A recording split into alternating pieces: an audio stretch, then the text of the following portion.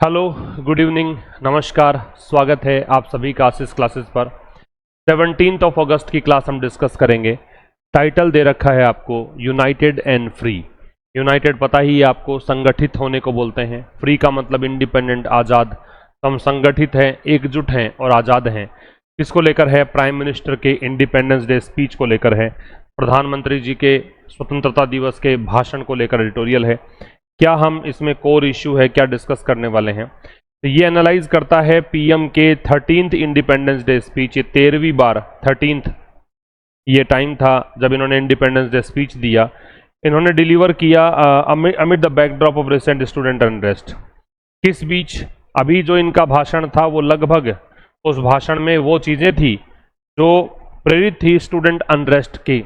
जो स्टूडेंट का आंदोलन हुआ जंतर मंतर पर, विद्यार्थियों का जो आक्रोश था, उससे प्रेरित ये भाषण यहाँ पे नजर आया। तो चलिए स्टार्ट करते हैं सेशन को। उससे पहले हम देखेंगे एडिटोरियल में कौन कौन से, मतलब 5 एरर्स मैंने ली हैं। पहला सेंटेंस कह रहा है प्राइम मिनिस्टर नरेंद्र मोदीज। तो ए प्राइम मिनिस्टर नहीं लगेगा, प्रधानमंत्री से पहले वैसे तो द ही लगता है, लेकिन ए तो वैसे ही नहीं लगेगा और द भी नहीं लगता है जब नाम दे रखा होता है। तो प्रधानमंत्री नरेंद्र मोदी का जो इंडिपेंडेंस डे स्पीच, ये उनका 13th था। अब यहां वॉज आएगा क्योंकि ये स्पीच के लिए आ रहा है। ये स्पीच डिलीवर किया गया, पैसिव वॉइस है तो was delivered with in an entirely, यहां एन आएगा, न्यू पॉलिटिकल कॉन्टेस्ट। और ये डिलीवर किया गया पूरी तरह से नए राजनीतिक संदर्भ में। ये कुछ एरर्स यहां पे थी, ठीक है। एक तो प्रधानमंत्री से पहले आर्टिकल नहीं आएगा, दूसरा स्पीच एक वचन है इसलिए वॉज आएगा, तीसरी बात ये थर्ड फॉर्म लगानी पड़ेगी, पैसिव है इसलिए, और एंटायरली से पहले एन लगेगा क्योंकि वाउल साउंड है। दूसरा कह रहा था प्रोटेस्ट में हैव। अब पहली बात तो ये प्रोटेस्ट की जगह प्रोटेस्ट करो, आंदोलन जो एक से अधिक है। कैसे एक से अधिक बताऊंगा। यहां करो हैव। में मॉडल के साथ बेस फॉर्म आती है और हैव बेस फॉर्म है, हैज तो फर्स्ट फॉर्म होती है, यहां बेस फॉर्म आएगी हैव। तो प्रोटेस्ट जो है वो हो सकता है कि कमजोर हो गए हों, वेन का मतलब डिक्रीज होना, रिड्यूस होना, है ना, जो इंटेंसिटी है वो कम हो गई हो। लेकिन देयर, देयर क्या, ये THEIR। अब तो देखो देयर इसीलिए है क्योंकि यहाँ पे प्रोटेस्ट दे रखा है। अगर इसको एक वचन मानते हो तो यहाँ पे इट्स करना पड़ेगा, ठीक है। लेकिन उनकी जो अंडरलाइंग और लिंगरिंग रीजन्स हैं, अंडरलाइंग मतलब जो निहित, लिंगरिंग मतलब जो काफी लंबे समय से चले आ रहे, लिंगर का मतलब स्टे, डिले, लॉइटर, ये सब होता है, काफी लंबे समय तक एक जगह पे रहना होता है। तो काफी लंबे समय चले जो रीजन्स हैं किसके, अनरेस्ट के, तो रीजन्स बहुवचन है, बहुवचन है तो यहाँ रिमेन्स की जगह रिमेन आएगा।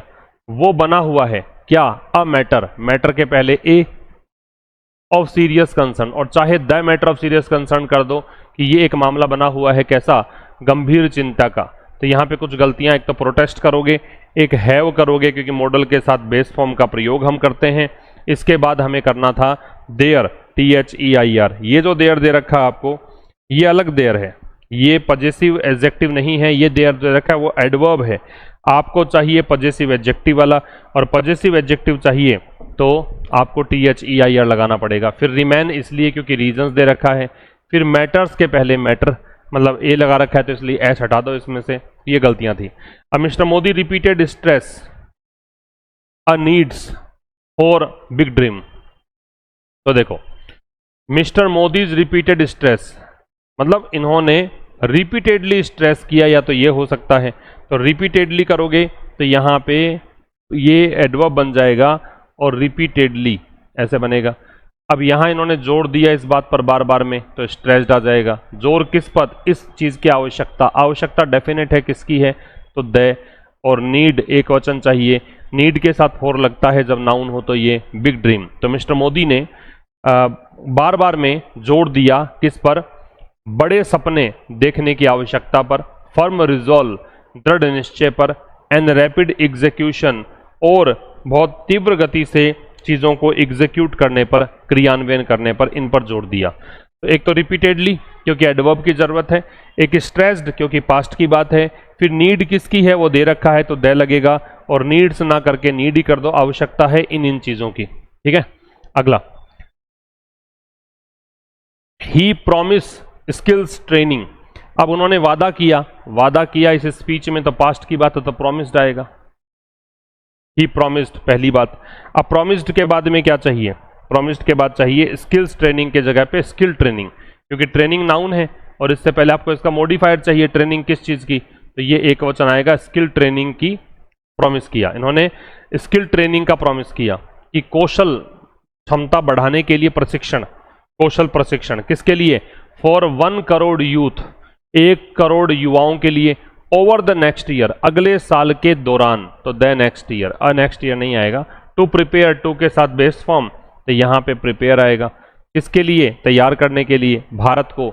और भारत को तैयार किसके लिए करना है? इस ईयरा के लिए। युग निश्चित हो गया, एआई का युग है, तो दी आर्टिफिशियल इंटेलिजेंस ईयरा, इसको ईयरा बोलते हैं, एरा नहीं बोलते, ठीक है। इन्होंने प्रॉमिस किया स्किल ट्रेनिंग के लिए। अब स्किल ट्रेनिंग की जगह पे स्किल ट्रेनिंग ही कर दो, क्योंकि ये प्रशिक्षण की बात कर रहा है। तो उन्होंने कहा कि भी हम स्किल ट्रेनिंग देंगे किसको? 1 करोड़ युवाओं को अगले साल। किसके लिए? भारत को तैयार करने के लिए, इस युग के लिए। मिस्टर मोदी रीइटरेटेड, ये भी रीइटरेट का मतलब होता है दोहराना, ये पास्ट बना दीजिए। इन्होंने दोहराया अपना कमिटमेंट, ठीक है, अपना कमिटमेंट, अपनी प्रतिबद्धता दोहराई, ठीक। तो अब प्रतिबद्धताएं नहीं, प्रतिबद्धता दोहराई। प्रतिबद्धता किसके प्रति थी? तो टू लगेगा, ये ठीक है। सेल्फ रिलायंस की आत्मनिर्भरता किस क्षेत्र में? इस क्षेत्र में। क्षेत्र जो भी होगा उसके लिए इन आएगा, एट नहीं आएगा। डिफेंस प्रोडक्शन वाले में प्रोडक्शंस की जगह प्रोडक्शन का डिफेंस उत्पादन। इंक्लूडिंग, ये एक प्रेपोजिशन है जिसमें शामिल है एडवांस टेक्नोलॉजीज, अग्रणी तकनीक। आपको जरूरी नहीं है एक ही हो, एक से अधिक भी तो हो सकता है। अब तकनीक तो बहुत सारी होंगी जिसमें, तो टेक्नोलॉजी कैसी होगी? एडवांस्ड। तो मिस्टर मोदी ने रीइटरेट किया, पास्ट की बात है, इसलिए यहां पे हमने किया क्या? रीइटरेटेड। दूसरा कमिटमेंट, उनकी प्रतिबद्धता, उनका वादा, किस चीज को लेकर वादा है? तो एक की बात कर रहे हैं, तो कमिटमेंट की जगह कमिटमेंट आएगा। फिर टू आता ही है कमिटमेंट में, और इस क्षेत्र की बात है, क्षेत्र के लिए इन लगेगा। प्रोडक्शंस की जगह प्रोडक्शन, क्योंकि डिफेंस प्रोडक्शन की बात है, एक ही क्षेत्र है। फिर इंक्लूडिंग प्रेपोजिशन है, और उसके बाद में एडवांस्ड टेक्नोलॉजी की जगह एडवांस टेक्नोलॉजीज, क्योंकि तकनीक, अग्रणी तकनीक जो कि मॉडर्न टेक्निक्स हैं उनकी बात ये कर रहा है, उन तकनीक की बात कर रहा है, ठीक है। तो ये तो एरर वाला सेगमेंट हुआ। अब मैं स्टार्ट करने से पहले बता दूं कि अपने 2 एप्लीकेशन पे कोर्सेज चल रहे हैं। एक तो आशीष क्लासेस एप्लीकेशन पे, और एक चल रहा है टीम एक्सपर्ट पर। टीम एक्सपर्ट जो कि पूरी तरीके से फिलहाल के लिए एसएससी को समर्पित है, तो एसएससी के सारे बैचेस आपको यहाँ मिलेंगे। इसमें ओनली इंग्लिश का बैच भी चल रहा है, जो अभी हाल फिलहाल 851 रुपये में उपलब्ध है। अभी उसमें 7 क्लासेज अपलोड हो चुकी हैं। पार्ट्स ऑफ स्पीच में कंप्लीट कर चुका हूँ, नाउन चल रहा है, रिकॉर्डेड ये पार्ट है ना। आशीष क्लासेस पे काफ़ी सारे बैचेस हैं। इलाहाबाद हाई कोर्ट का बैच चल रहा है, ट्रांसलेशन, लीगल ट्रांसलेशन का बैच चल रहा है, एक ट्रांसलेशन पूरा भी हो चुका है, आरएएस का बैच है, ठीक है, स्पोकन इंग्लिश का बैच है। ये काफ़ी सारी चीज़ें यहाँ पे आपको मिलेंगी। तो ये दोनों एप्लीकेशंस हैं, आप डाउनलोड कर लीजिए और एक बार देखिए, वहाँ पे डेमो वीडियोस भी अवेलेबल हैं, कौन सा आपके लिए सूटेबल है। तो चलिए स्टार्ट करते हैं आज की क्लास को। तो पढ़िए पहले इसको आप खुद से, उसके बाद समझाता हूँ कैसे कुछ होगा।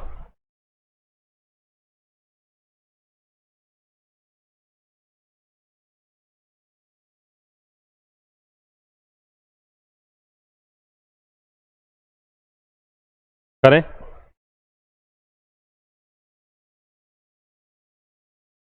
देखिए, prime minister Narendra Modi independence day speech, प्रधानमंत्री नरेंद्र मोदी का आज़ादी दिवस का भाषण, ये सब्जेक्ट हो गया। ये उनका 13वां भाषण था। अब इस भाषण के लिए वर्ब दे रखी है वॉज डिलीवर्ड, पैसिव वॉइस है पास्ट पर इंडेफिनेट का, इसको डिलीवर किया गया। विद इन का मतलब इनसाइड होता है, ये स्थान के लिए भी आ सकता है और टाइम के लिए भी आ सकता है।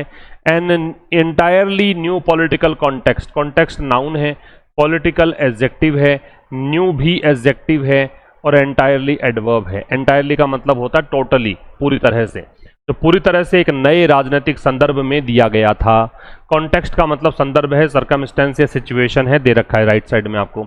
शेप्ड बाई, इसको शेप, ये शेप किससे हुआ, मतलब इस भाषण ने ऐसा आकार कैसे लिया, ये शेप हुआ द रीसेंट स्टूडेंट प्रोटेस्ट, जो हाल फिलहाल विद्यार्थियों के आंदोलन हुए उससे। ये रिलेटिव प्रोनाउन है, इन आंदोलनों की बात कर रहा है। ये आंदोलन जो है ये परिणित हुए, लेड टू जो है इसकी जगह आप गेव राइज टू कर सकते हो, लेड टू की जगह गेव राइज टू कर सकते हो। ठीक है, परिणित होना, कारण बनना, ये कारण बना रेजिग्नेशन का, इस्तीफे का। इस्तीफा किसका है दे रखा है, निश्चित है तो दे लग गया। इस्तीफा उनके एजुकेशन मिनिस्टर, ये हिज किसके लिए आ रहा है, प्रधानमंत्री मोदी के लिए पजेसिव एडजेक्टिव, और उनके एजुकेशन मिनिस्टर ये नाउन हो गया, कंपाउंड नाउन। बात समझ में आ गई, यहां तक समझिए। प्रधानमंत्री नरेंद्र मोदी का, तो ये अपोस्ट्रोफे एस लगा रखा है, तो ये नाउन है और ये भी नाउन है। इनका इंडिपेंडेंस डे स्पीच, ठीक है, ये जिनेटिव केस है। उनका जो 13th ये स्पीच था, ये स्पीच डिलीवर किया गया, पैसिव हो गया, एक बिल्कुल नए राजनीतिक संदर्भ में, शेप्ड बाई, जिसको कि आकार दिया गया उनके हाल फिलहाल के स्टूडेंट प्रोटेस्ट के द्वारा, जो कि परिणित हुआ। ये स्टूडेंट प्रोटेस्ट जो है ये कारण बना इस्तीफे का। इस्तीफा किनका, प्रधानमंत्री मोदी जी के शिक्षा मंत्री का। द प्रोटेस्ट मे हैव वेंड, ये जो आंदोलन है, ये प्रोटेस्ट कौन से हैं, स्टूडेंट प्रोटेस्ट की बात है, दे लग गया। मे हैव वेंड, ये एक्चुअल में मे का प्रयोग आप करते हो तो इसका मतलब ऐसा हो सकता है, और ये यहां पे कह रहा है शायद ऐसा हुआ हो। मे हैव के साथ थर्ड फॉर्म जो है वो मे का पास्ट फॉर्म है। किसी भी मॉडल का पास्ट बनाने का तरीका क्या है, उसके साथ हैव के साथ थर्ड फॉर्म लगाओ। किसी भी मॉडल का अगर आपको पास्ट बनाना है तो उसमें हैव के साथ थर्ड फॉर्म लगानी होती है, तब जाके वो पास्ट बनता है। तो प्रोटेस्ट जो है वो शायद ऐसा है कि वो डिक्रीज हो गया हो, वो वेन हो गया हो, है ना। वेन का मतलब क्या है, कमजोर होना, कम होना, डिक्रीज या डिमिनिश। तो ये कम हो गया हो या कम कर दिया गया, कम हो गया हो, बट लेकिन ये कंजंक्शन हो गया। Their underlying and lingering reasons, their किसके लिए आ रहा है, इस प्रोटेस्ट के लिए, पजेसिव एडजेक्टिव। ये एडजेक्टिव है अंडरलाइंग और ये भी एडजेक्टिव है लिंगरिंग। अंडरलाइंग का मतलब है निहित, अंडरलाइंग जो शब्द है इसका मतलब है निहित, मतलब एग्जिस्टिंग कह सकते हो या फंडामेंटल कह सकते हो। और लिंगरिंग आपको दे रखा है परसिस्टेंट या रेमेनिंग, लंबे समय तक रहने वाला। उनका जो फंडामेंटल, मौलिक या जो अस्तित्व में है वो, और काफी लंबे समय चला आ रहा जो कारण है, रीजन के साथ फोर लगाते हैं। द अनरेस्ट, अनरेस्ट का मतलब है बेचैनी, रेस्टलेसनेस, रेस्टलेसनेस, बेचैनी। रिमेन, ये कारण, ये इसकी वर्ब है रिमेन, ये बनी हुई है। अ मैटर, एक विषय, किसका, सीरियस कंसर्न का, गंभीर चिंता का, किसके लिए, फॉर द कंट्री, देश के लिए। कंट्री कौन सी, भारत, निश्चित हो गया, दे लग गया। एक बार दे प्रोटेस्ट से लेकर यहां तक फिर पढ़ेंगे। तो जो ये आंदोलन है, हो सकता है कि इन आंदोलनों ने वेन कर दिया हो, कम कर दिया हो, या इसकी गति जो है वो कम हो गई हो, ठीक है। लेकिन उन आंदोलनों के पीछे जो मौलिक, जो एग्जिस्टिंग और लिंगरिंग रीजन्स हैं, जो काफी लंबे समय से लगे रीजन्स हैं, किसके लिए, उस अनरेस्ट के लिए, उस बेचैनी के लिए, वो बने हुए हैं सीरियस कंसर्न का विषय देश के लिए। Mister Modi sought, mister Modi ने कोशिश करी। सॉट जो है वो सीक की सेकंड और थर्ड फॉर्म है, इसका मतलब चाहना, तलाशना या कोशिश करना है। पास्ट इंडेफिनेट टेंस है, सेकंड फॉर्म दे रखी है। तो मिस्टर मोदी ने कोशिश करी क्या करने की, ऑफर होप, कि होप ऑफर की उन्होंने, कि आशा, इंस्पिरेशन, प्रेरणा, और पर्पस और उद्देश्य। ऑन द वन हैंड, एक तरफ, ऑन द वन हैंड एक फ्रेज है, इसका मतलब एक साइड तो उन्होंने आशा, प्रेरणा और पर्पस देने की कोशिश करी। वाइल, जबकि, ये कंजंक्शन है, जबकि। ऑन दी अदर, दूसरी तरफ। बिल्ट, मिस्टर मोदी की वर्ब है बिल्ट, बिल्ड की सेकेंड फॉर्म है। अ न्यू फैंटम लेबल्ड, दिमागी नक्सल। लेबल्ड का मतलब लिखो ब्रांडेड, जिस पर ठप्पा लगाया गया, ठीक है। न्यू फैंटम, फैंटम जो दे रखा है आपको, इसका मतलब होता है कोई चीज इमेजिनरी जो हो, एक प्रकार से समथिंग इमेजिनरी और नॉट रियल। एक काल्पनिक जो नाम है उसको बोलते हैं फैंटम, नॉट रियल, जो काल्पनिक हो, इमेजिनरी हो। एक नया काल्पनिक ठप्पा इन्होंने लगाया, दिमागी नक्सल्स। हु, ही सेड, उन्होंने कहा।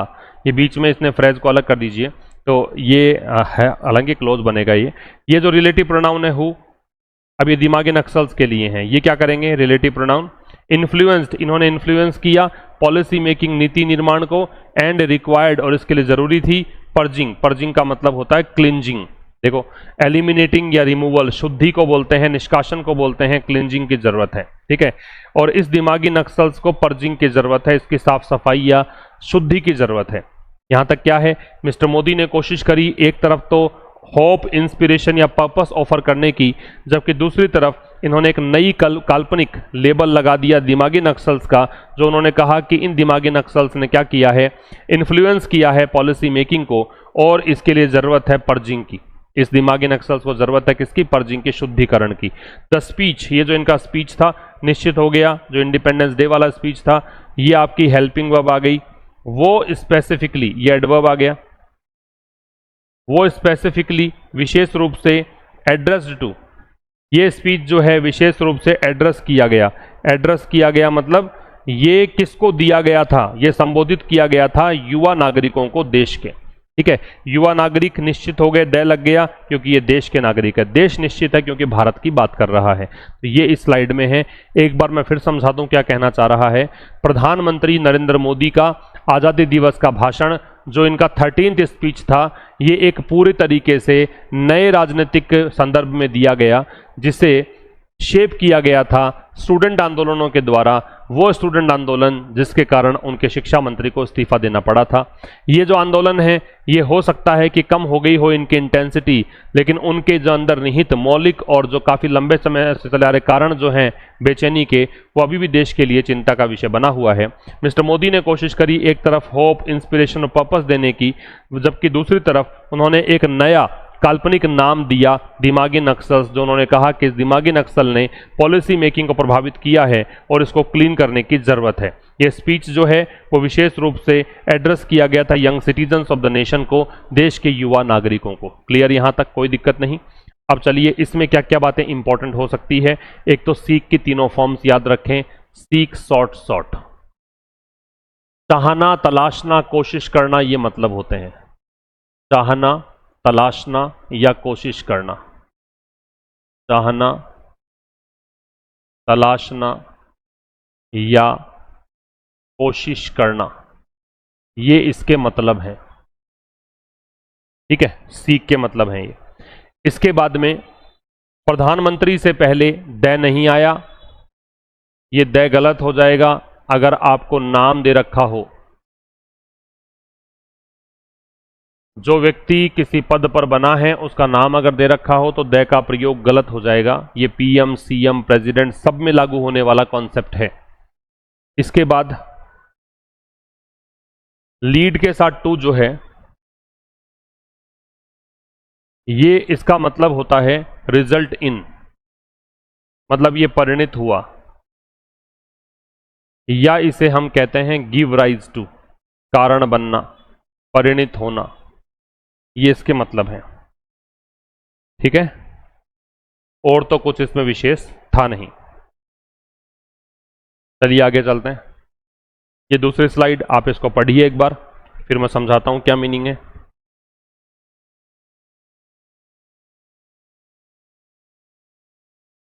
देखो, mister Modi repeatedly stress the need for big dreams. Mister Modi ने बार बार में स्ट्रेस डाला। स्ट्रेस के साथ में कोई प्रपोजिशन नहीं लगता है, जब ये वर्ब होती है तो आगे बताऊंगा मैं। तो मिस्टर मोदी तो यहाँ पे सब्जेक्ट है, रिपीटेडली है वो एडवर्ब है, बार बार में। स्ट्रेस डाला ये इसकी वर्ब है, और स्ट्रेस किस पे डाला? स्ट्रेस अपने बाद में सीधा ऑब्जेक्ट लेता है, ट्रांजिटिव वर्ब है ये, इसीलिए इसके साथ में प्रपोजिशन नहीं लगता। द नीड इसका ऑब्जेक्ट है। नीड जब नाउन के रूप में हो तो फॉर का प्रयोग करते हैं।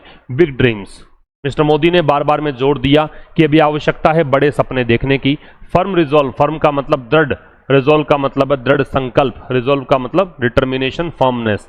उन्होंने कहा कि अभी दृढ़ संकल्प की जरूरत है और रैपिड एग्जीक्यूशन और बहुत तेज गति से कार्यान्वयन या इंप्लीमेंट करने की जरूरत है चीजों को। रैपिड एडजेक्टिव है, एग्जीक्यूशन नाउन है। एग्जीक्यूशन मतलब इंप्लीमेंटेशन।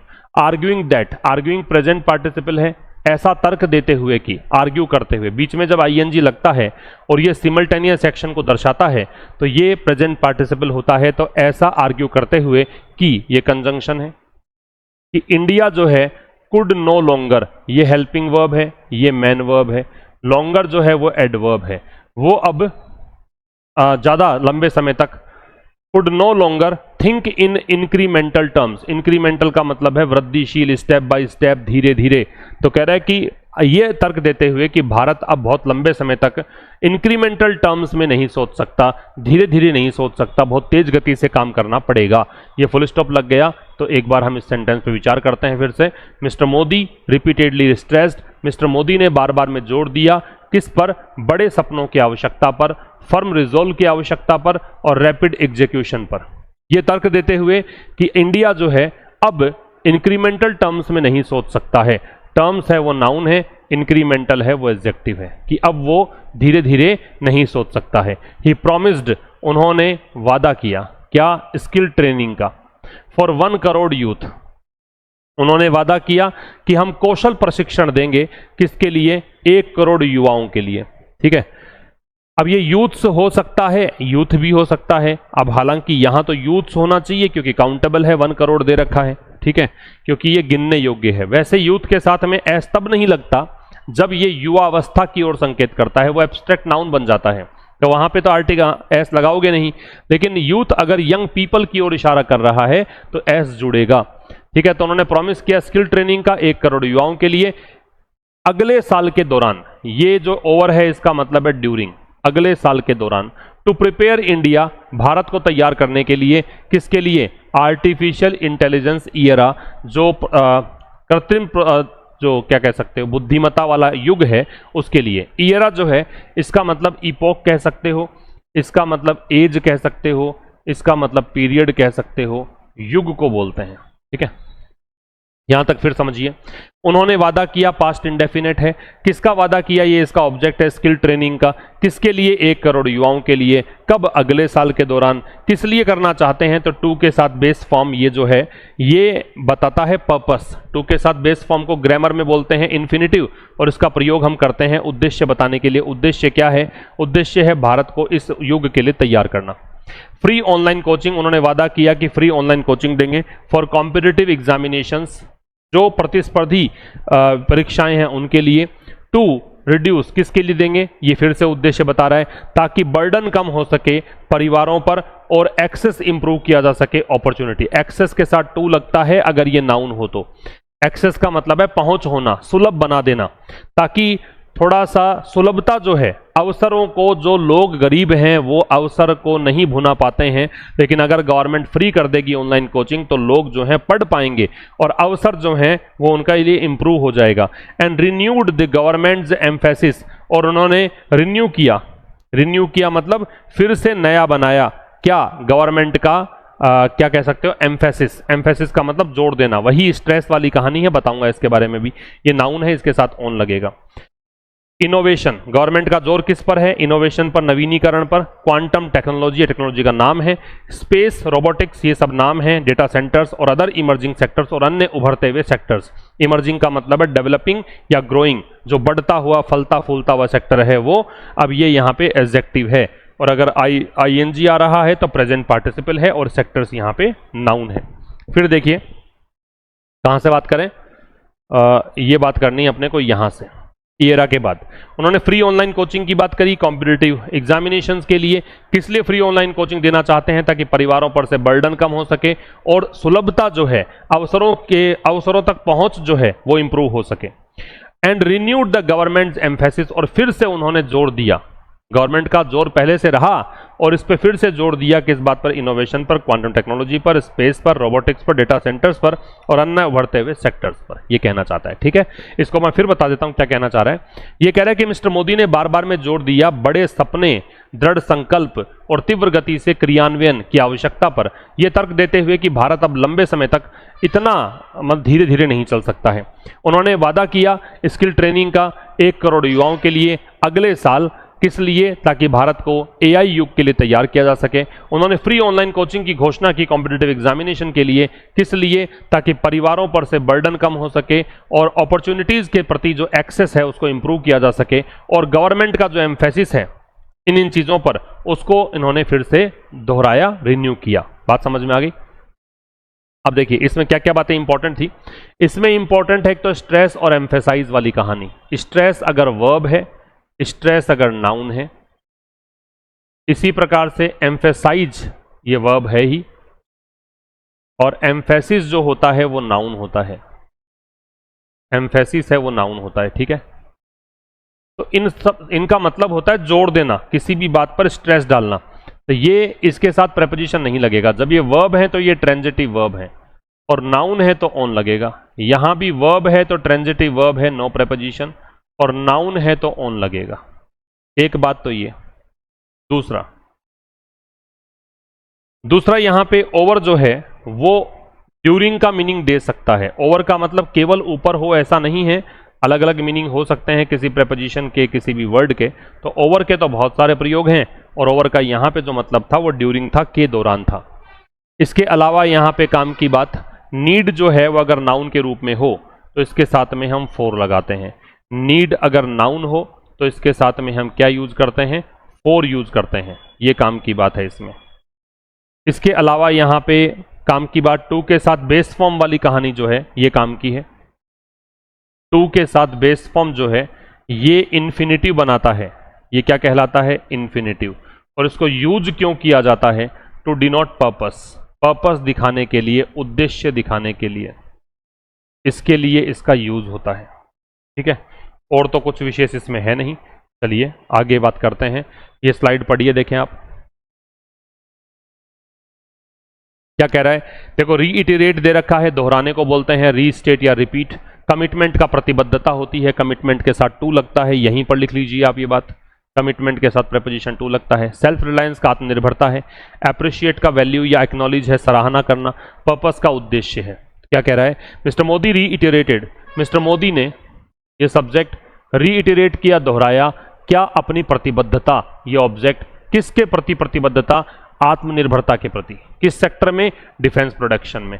किस समेत, किस सहित, ये इंक्लूडिंग प्रेपोजिशन है। एडवांस टेक्नोलॉजी सहित, अग्रणी तकनीक, ये नाउन है, ये एडजेक्टिव है। और जब ईडी लगकर एडजेक्टिव आता है तो उसको हम पास्ट पार्टिसिपल बोलते हैं, ठीक है। सच एज, जैसे कि, ये उदाहरण देने के लिए यूज करते हैं। सच एज का प्रयोग उदाहरण देने के लिए होता है, जैसे कि ड्रोन है, नेक्स्ट जनरेशन डिफेंस सिस्टम्स हैं, इनकी बात कर रहा है। फुल स्टॉप लग गया। फिर देखिए, मिस्टर मोदी ने दोहराया अपनी प्रतिबद्धता, अपना वादा, किसके प्रति, आत्मनिर्भरता के प्रति। किस सेक्टर में, डिफेंस प्रोडक्शन सेक्टर में। किस सहित, एडवांस टेक्नोलॉजी सहित, जैसे कि drone, next generation defence system, इन सहित। ऑल इंडियंस, सारे के सारे भारतीय, वुड नेचुरली, अब ये वुड लगा रहे हैं इमेजिनेशन के लिए। जब हाइपोथेटिकल कंडीशन आती है तो वुड का प्रयोग करते हैं। नेचुरली एडवर्ब है, अप्रिशिएट मैन वर्ब है। तो सारे के सारे भारतीय जो हैं वो स्वाभाविक रूप से अप्रिशिएट करेंगे। अप्रिशिएट करेंगे मतलब प्रेज करेंगे, अप्रिशिएट करेंगे मतलब एडमायर करेंगे, ये प्रशंसा करेंगे। दीज प्रोमिसेज, ये दो बार दे दिया। And the statement of purpose, statement of purpose और दीज प्रोमिसेज, मतलब भारतीय जो हैं, अब ये लेखक यहाँ पे सारा फेवर में ही है गवर्नमेंट के। लेखक के जो टोन है वो अप्रिशिएटिव है। गवर्नमेंट के जो भी घोषणाएं हैं, मोदी जी के द्वारा दिया गया भाषण है, उसके फुल सपोर्ट में यहाँ पे लेखक नजर आ रहा है। ये क्या कहना चाह रहा है, ये कहना चाह रहा है कि भाई जितनी भी घोषणाएं हुई हैं उनको ये जो मतलब भारतीय हैं वो सारे के सारे इसकी प्रशंसा करेंगे। और जो स्टेटमेंट ऑफ पर्पस है, स्टेटमेंट ऑफ पर्पस का मतलब क्या है, स्टेटमेंट ऑफ पर्पस का मतलब है जो इन्होंने इरादे जताए हैं उसकी स्पष्ट अभिव्यक्ति है।